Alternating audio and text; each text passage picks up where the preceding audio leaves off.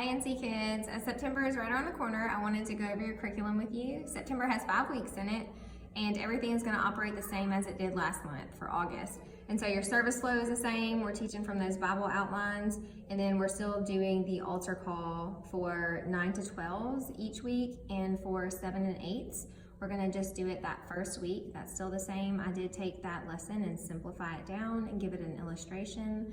And so we're going to just try that and see. We're still pioneering in creating what this looks like for salvation and altar call. So I do love your feedback. Keep giving me your feedback, and just let me know how it goes with these altar calls so that if we need to tweak it to be more excellent, we can. And I do want to share with y'all all 3 locations that we had 4 kids get saved and come to know Jesus at Long Beach. And so that's just a very big win and a celebration, and we're super excited about that. And one kid also decided that they want to be baptized, so kids are getting saved and kids are taking their next step, and it's a beautiful thing. And so I'm super excited. But let's jump into your curriculum. Week 1 activity is totally trust or no way. What you're going to do is you're going to tape these to the sides, the opposite sides of your walls, and you're going to read a scenario, and a kid is going to decide if they totally trust it or no way, I don't trust that at all. And then they're going to move to which side that they think, and then you're going to ask them questions, well, why don't you believe that? Or why do you believe that? And kind of get some feedback and some kids answering some questions and thinking. And so for your second activity all month, you're going to have discussion questions. I think discussion questions are great to get kids thinking and responding and interacting and connecting. And so for week 2, you have something called the hot seat. So you're going to have a chair in front of your room, and you put one child in the chair, and you're going to have the whiteboard behind them. So you're going to write a word on the whiteboard, and the person can't see it because they're facing forward.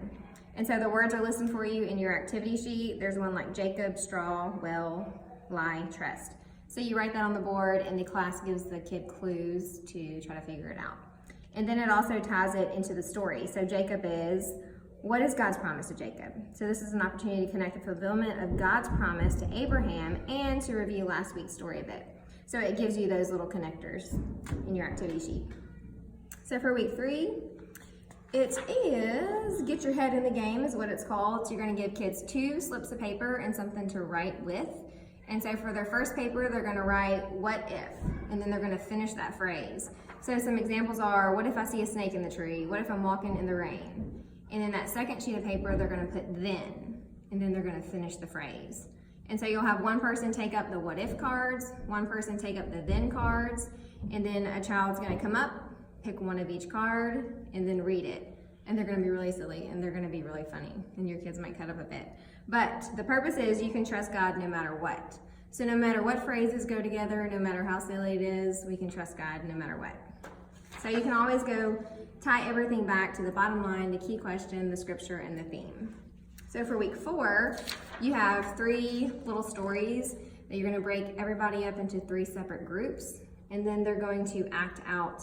They have to decide a plan, teamwork, work together, and then come up with a play, a charade, where they can act out the story. And so this is going to be really good with teamwork, and it's going to be cute to watch their creativity and then allow them to present. So that is week 4, and then of course for all the second activities you have discussion questions. And then week 5, we have ping pong balls. So what you're going to do is you're going to take 6 buckets. I think we all have those buckets, or you can use a red Solo cup. And you're going to lay 6 of them out, and you have the scripture that says, trust in the Lord with all your heart, written on the ping pong balls. And so you have to take these and throw them into the buckets in the correct order. So you're just going to randomly give kids 6 ping pong balls that have the scripture on it, and then they have to put it in the order of the scripture.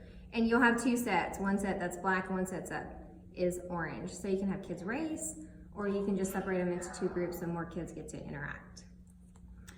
And so that's it.